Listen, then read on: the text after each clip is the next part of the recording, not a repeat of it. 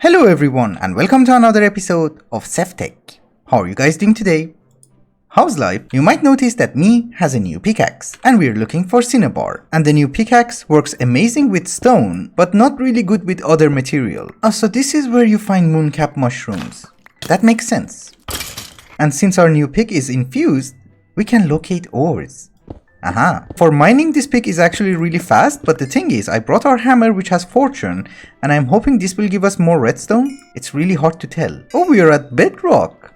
That's interesting. I'm not sure how much redstone we're going to need in our lives, but I would say this plus this should be sufficient. Obviously just for this episode, not the next one. Of course, I would like to mention that one of the main reasons that I got redstone was to get haste on the hammer. And we're out of modifiers, okay. The thing is, I need to go on a very extensive session of mining, and this is why I needed to upgrade my tools. Basically the plan is we're going to need a lot of copper, we're going to need a lot of nickel in order to make constantan, and also any other ore that we can find on the way. Oh, and by the way, now that we have this new pick, can I harvest you? Yes. And this is copper. Very good. The shovel is insta mining. That is a very warm welcome. Don't you worry, we're good. We're still good. Oh, these guys now spawn in the overworld. Ah, okay, I think we have a secure perimeter. We can dig. I would like to mention that it almost took us 8 episodes to make mining fun again. Of course, some of you guys were always suggesting that I should bring a haste totem, but the thing is, I always forget. We're done with the entire vein, except for those 2 pieces, and I'm going to leave them over there, just to irritate your OCD. I know that some of you guys are a fan of Tinker's Armory, but the problem is, it's not actually giving me any benefits. It just gives me a decent protection, but that's it, it has no functionality. So we're gonna wear this. Cause for the moment I can use the slime boots, and I get to keep the trophy. And later on when we get into Abyssal Craft, we can get decent armor. Or maybe something from Blood Magic, I don't know. This is bauxite, which is really good cause I was looking for aluminium. I should probably correct myself, it's not that the Tinker's Armory is bad, it's just that with the material that we have, we're not getting the best buffs. I also found gold, but the main thing that we're looking for is limonite, which will give us nickel and iron. So that's actually really good, I don't have to look for iron. Alright guys, we have plenty of gold, copper, tin, aluminium and iron. And in this backpack, we have a lot more iron, nickel and coal. And now I have found platinum, which I'm not exactly sure if it's something that we can harvest using our hammer, because platinum is supposed to be harder than iron, I guess. But we will know soon enough. Why is there always a hole? And it's not just a hole, there's lava. Okay, at least we have found it and we can harvest it. Okay, good. Can we also use a hammer? Yes. This is such a nice combination, lava pool mixed with gravel. It's also not a super huge vein, I think I just missed one over there. So it's good, we can go home. We only got 11. Oh no, 64 here. Okay. We also take these, so that later on we're not confused. One final resource that I want to really try and see if we can harvest is nether quartz. I mean, now that we have a new pick. Yes, we can. Very good. Can I convert it into blocks? Yes. So the rest of this episode is going to be relatively easy. What the hell?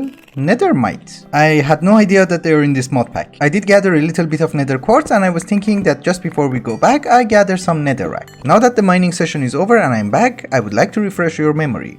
Last episode, we made this. The idea is, we need to make this hibachi to make this blue fire thingy, and we need to do that using a bellow. And it is going to require a redstone signal once in a while so that it would reset itself, so that we will have the blue fire all the time. Better with mods actually gives you a timer in the form of a turntable, so this guy can emit a redstone signal which will turn on and off this wooden gearbox, and it will reset our bellows, which makes blue fire all the time. I think the problem with this setup is that if you need to have more than one kiln, which is something that I want to do, then you're going to need more than one turntable and more than one bellow. The bellow itself is going to require power, the turntable is going to require power, and making gearboxes and axles all the time is going to be very confusing, so I was thinking we go with a redstone clock. It's not a very complicated recipe, we just need aluminium, redstone alloy, which is essentially constantan, this is why we needed nickel, glowstone and redstone, and obviously a block of quartz. So constantan itself is an alloy of copper and nickel. And of course managing everything in the smelter is going to be incredibly difficult because we have gold, and if we add redstone and glowstone to it, we will get energetic alloy from Ender.io. So I'm not sure if we do this, will we run into problems? Oh, that's nice, we get redstone alloy. Okay, so recipes are fine. We also need aluminium, which is being mixed with our tin and it's making us aluminium brass. That's not very good. So let us make one clock and let us see if it works. It seems to be working. Very good. I want to make everything as compact as possible, and this is why having just one block is better than having a block, having an axle, and having a gearbox. And of course having redstone everywhere. One more very important question that I have is that how do we expand the kiln? Because I know that this is a multi-block structure and we can expand it like this and remove these blocks. But do we need more than one fire or one is enough? Yeah, I think we are going to need more than one fire. Or maybe this is not even acceptable if you don't have enough fire. Ew, this is going to be very janky wiring, but believe me, it's just for testing purposes. I just want to see if we have one more bellow over here, we add one more hibachi, and we add the clock. What will happen? I just did all of that, and in the meantime the urn actually solidified. So maybe we only need one. Anyway, what we want to try and test is that can we make it bigger than one block? And yes, and I'm burning down the village. I would assume that the logical thing that we can do right now is to start prioritizing. We don't need that right now. What we need is a stoked cauldron. When you have normal fire under a cauldron, it's just called a cauldron, and if you have that blue fire under it, it's called a stoked cauldron. And there is a recipe that we need from the stoked cauldron before we get to the kiln. So obviously for a stoked cauldron, we're going to start with a hibachi. Right? And then we're going to need a lever so that we can activate it. Good. We're going to need a bellow, which I'm assuming is facing the correct way because I cannot see that stupid hole. I'm going to try and hide everything as best as I can. So the water wheel itself is going to be underground. For the cauldron, because for the kiln itself, we are going to try and make a structure. You need an area of 5 by 5. This is not 5 by 5? I swear to all the gods, this is 5 by 5. What was wrong with you? Okay, I think we should not have a problem if we just let the water run like this. No, we're fine. Okay, now that we're providing power to the bellows, all we need is our clock. And that fire should be blue. I'm just not sure about the timing. I was wondering why this stupid thing is not working, and yes, I was wrong. It has to be one block lower. So now you should be blue fire? Yes. And the cauldron itself goes on top. We needed the stoked cauldron because there is something that we need to make, and it is called potash. And we need that potash in order to make nether sludge, and we need the nether sludge in order to make unfired nether brick, and we need the kiln in order to make nether bricks. So much work for nether bricks, I know. I did not come up with the recipes, but the recipe itself is working, so I'm happy. However, since we're hiding everything, I would assume it's much better if we have two cauldrons. One of them will be stoked, the other one normal. And this time, instead of having just one fire source, we're going to have 9 because that will increase the speed. Yeah, I would assume something like this works fine. And for the moment, it looks fine. We will decorate it later on. But we have our potash, which is also an achievement. So how do we want to set up the kiln? I'm thinking we're going to have 3 independent kilns because it's incredibly difficult to put these gearboxes next to each other. So we're going to have 3 independent ones, and they're all going to be connected like that. This one is going to be the one which we're going to have the water wheel. Oh, and by the way, this guy did not solidify on its own. I just put it over here. I actually had it confused with this one. I just had to move them by one more block because I forgot that we're going to need axles in order to power the bellows. I'm assuming the hibachis will go over there, and we just power them with a lever. And I just burned one of my clocks, so we need another one. Oh goody, the roof is burning. It is perfectly fine because we are going to make a structure for it anyways. I'm hoping something like this actually works. We just need our water wheel, and we need water. Okay, we have blue fire, which is good.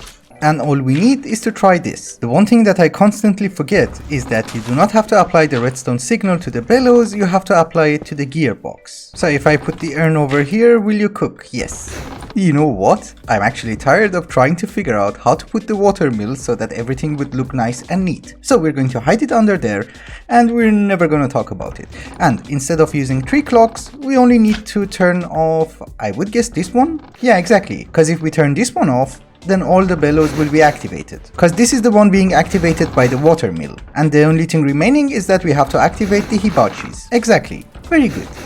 The thing is, we cannot have 10 different water wheels because we're going to need another one for this guy, one for this guy, and we also need the water wheel from immersive engineering to generate our F. Actually, do you know what we can do? We can have a gearbox over here so that this gearbox is also powered by the water mill, and then we can go up. Also, in the comments of the previous episode, someone was suggesting that there is something called spring action bellows, but the problem is this guy is going to require soul forged steel ingots, which you kind of need this setup in order to get. So for the moment, that's our setup. Anyhow, the idea is we are going to have enough axles and gearboxes in order to put the turntable over here. Like so. Actually, maybe one block lower. Yeah, that's better. And let me get some more gearboxes. Okay, I did do a little bit of redecoration over here. So first off, this is going to be our kilns, and I made it out of mud bricks from the Betweenlands. The turntable is also here, which is connected to the water wheel, and the water wheel is still down here. I also added a sound muffler because it was getting really irritating. I also added one more water wheel over here, and this is going to be the place where we're going to use the filtered hopper. Although everything looks horrendous, everything is functional. So let's start crafting. First things first, we need some urns. When you don't hear the sound, it actually looks very weird. And we should start cooking these guys. I'm not very familiar with this filtered hopper, but I'm thinking maybe we can automate it using a hopper. We just put the soul urn. Oh, it attaches. Interesting. And we have to do 8 pieces? Do you work? Okay, it does not work from the top or from the sides. Maybe it has to be done manually then.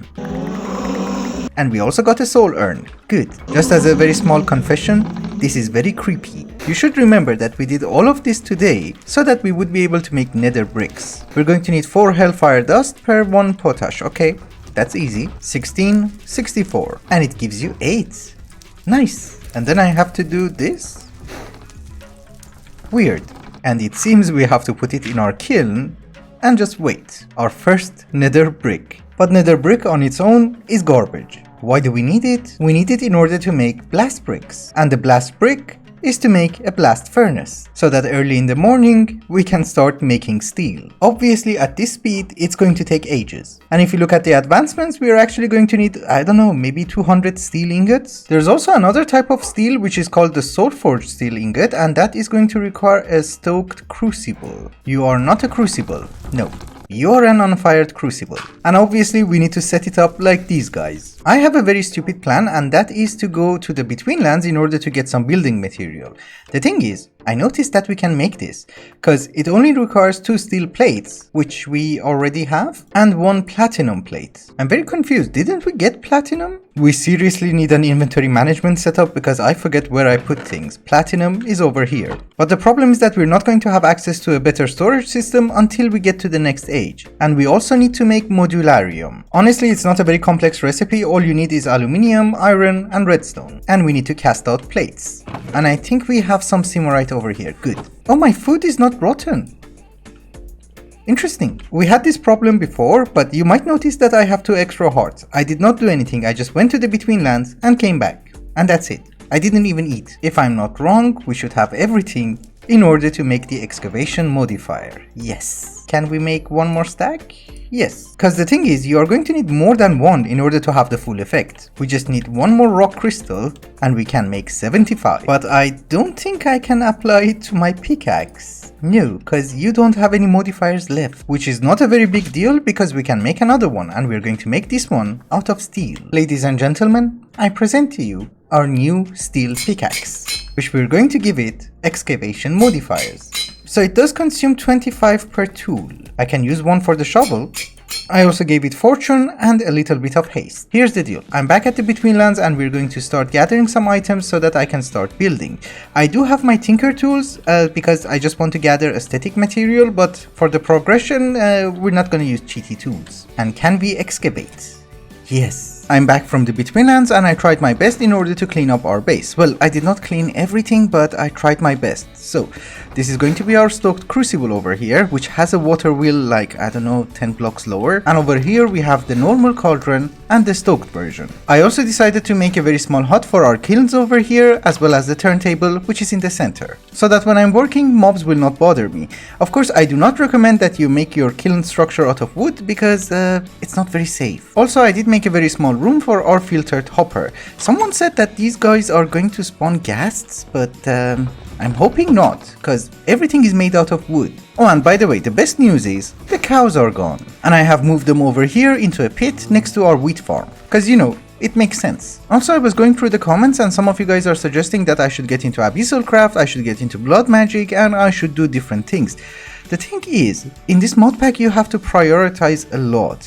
I cannot get into abyssal craft right at this very moment, because for instance we're going to need a lot of shards of oblivion, which is going to require a lot of shadow gems, which we don't have, which is required in order to make the oblivion catalyst in order to make the gateway key, but it is also going to require prismarine shards. 4 of them. And I would like to remind you, we only have 3. And I also forgot to mention that in order to make the transmutation gem, we're going to need transformation powder from the Twilight Forest. So we need to do a huge exploration in the Twilight Forest, and to be honest with you, we're not geared up yet. And one of the main reasons that we are not geared up is because we do not have very good enchantments. Yes, there is an enchantment from the Astral Sorcery, but it's incredibly expensive for us at this very moment, so we cannot do that. So I was hoping that maybe we can start with vanilla enchantments, because an enchantment table does not require a diamond.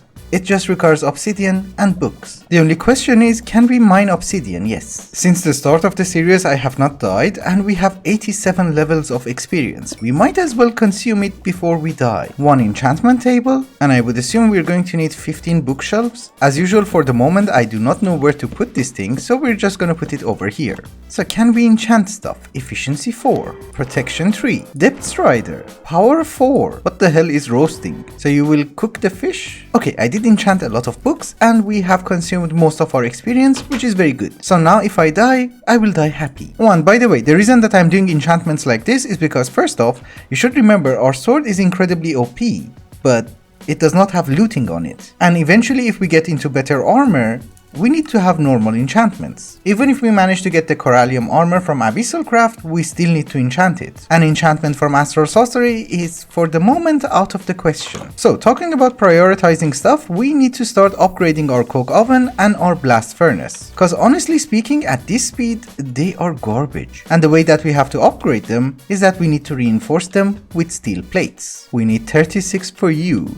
And 27 for you. That's almost 1 stack of steel. I did make some sharpening kits, so that's 16 ingots. We have 60 steel sheets. Let us start with the coke oven first. Oh, we only need 3 more. Okay, it's not that bad. We already have it. Fine. If we form the multi-block structure, which is not forming, this is why you need to look at the recipe first.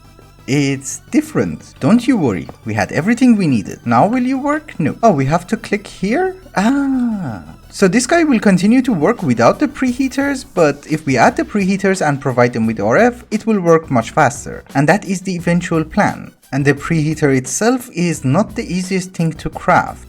We're going to need a lot of copper wires, which for some reason is going to require an iron knife. You should also remember that although we are trying to make the preheaters as well, it does not mean that we would be able to provide them with RF this episode. Well, we make 40 copper wires, and that will give us 40 wire coils. The question is, will we have enough? It was very expensive, but we can make them. Oh, you attach in a very weird way.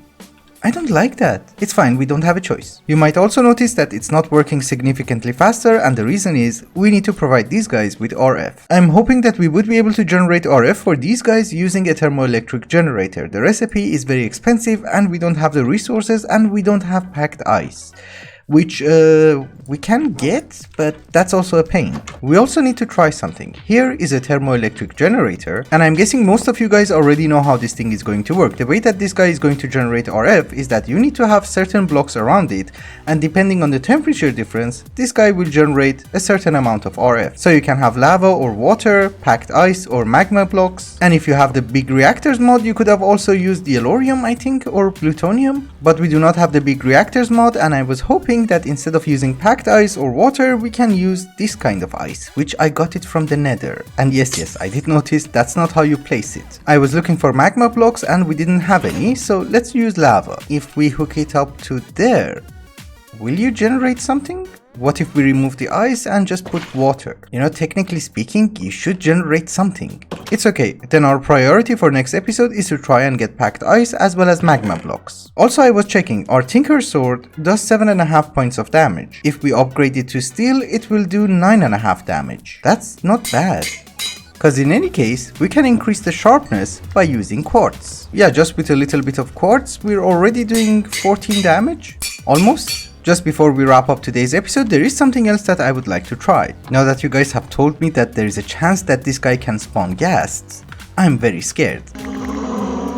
And obviously, if it was not clear enough, the thing that I want to try and make is soul forged steel, which is going to take a while. Okay, we just had a slight problem with the timer, but now I'm guessing everything works fine. We got our first ingot. I think it's better to set the timer to like 30 ticks. We have 7 steel ingots, and what we can craft is the steel anvil, which is not a quest. Can I harvest it? Yes. So with this anvil, we should be able to at least make far better armor. It's going to take a lot of time because making these steel ingots is going to be very time consuming. Also, I did notice what is wrong with the thermoelectric generator that we have over here. It seems that water and lava have been disabled. So the best things that we can have is packed ice and block of uranium, which we don't have, and liquid magma. Oh, magma blocks are liquid magma. Okay. Anyway guys, I think it's also a good time to wrap up the episode. Thank you so much for watching, and I hope you enjoyed it. Till the next one, bye bye.